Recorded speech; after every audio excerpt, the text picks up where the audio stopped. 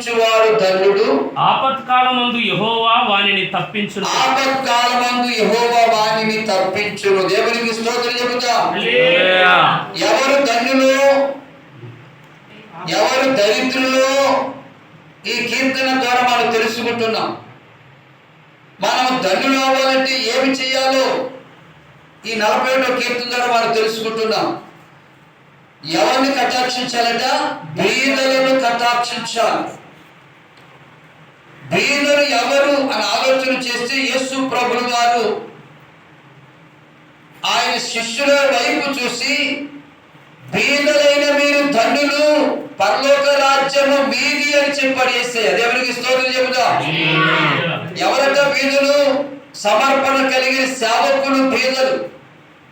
సమస్తాన్ని విడిచిపెట్టిన సేవకులు బీదలు.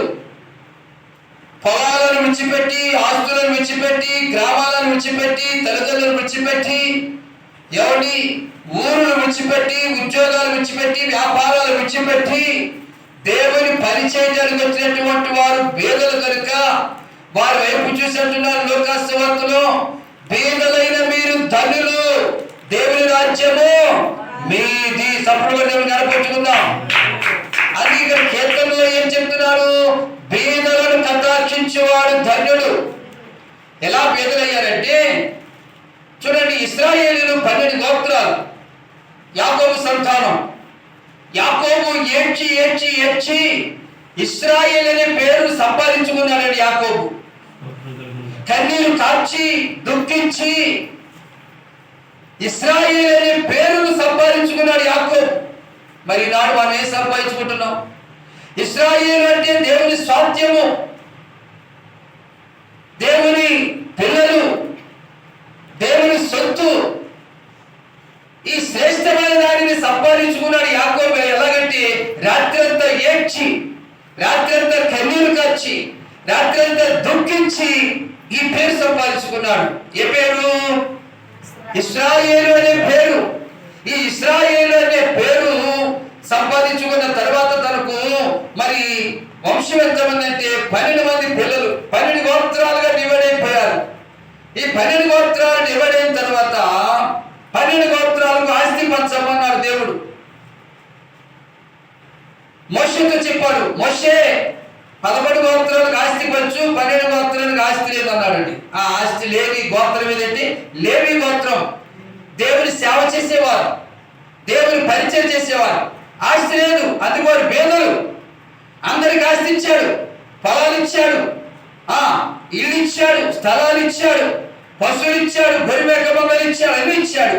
కానీ దేవుని సేవ చేసే లేవీయులకు ఆస్తి లేదు. వారి ఆస్తి నేనే. దేవుని స్తోత్రం. అందుకంటున్నాడు బీదలను కటాక్షించేవాడు ధన్యుడు. మన కులస్తుడైతే ఎవరినే మా దేవదత్త పరిగెత్తిపోద్ది. వాళ్ళ ఇంటి పేరు వాళ్ళు కానీ, వాళ్ళు భర్త తరపులు కానీ, వాళ్ళ అమ్మ తరపులు కానీ ఏదైనా జరిగితే చాలు పరుగు. మన పాస్టర్ గారికి ఏదైనా జరిగితే చాలు వస్తాడు కదా. మన సంఘస్థుడికి ఏదైనా జరిగితే చాలు హాస్పిటల్ నుంచి బతికి వస్తాడు కదా, ఇంటికి వెళ్ళి పరామర్శిద్దామంటారు. అది దేవునికి ఇష్టమైనది కాదండి. బీదలైనటువంటి వారిని కటాక్షిస్తే, కనికరం చూపితే, జాలి చూపితే నీవు ధన్యుడు అవుతావు. ఈ అంశంలో చాలా విషయాలు మనకు కనబడుతున్నాయి. యేసు ప్రభు చెప్పేశారు, బీదలైన మీరు ధన్యులని. ఎవరిని? శిష్యులు చూపించి, శిష్యుల వైపు చూసి, మీరు బీదలు అన్ని విడిచిపెట్టి వచ్చారు, అయినా మీరు ధన్యులు. అయినా మరి అలాంటి బీదలైన సేవకులను కటాక్షించేవారట ధన్యులంటండి.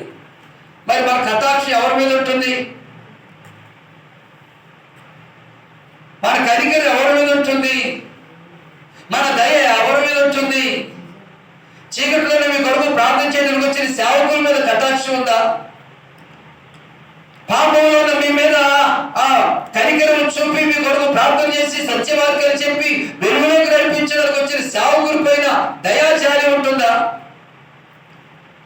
సాతాను అధికారంలో ఉన్నటువంటి వారిని మిమ్మల్ని విడిపించడము మీ కొరకు కడుపు మార్చుకొని ఉపవాసుని ప్రార్థన చేస్తున్న సేవకుల పైన కాస్తంత ప్రేమగా ఉంటుందా? మనకి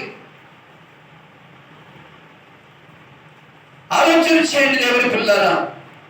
కాబట్టి మీరు ధన్యులు అవ్వాలంటే, మీరు దరిద్రత పోవాలంటే మొదటిగా ఎవరి దేవుని సేవ చేయడానికి సమస్తాన్ని విడిచిపెట్టి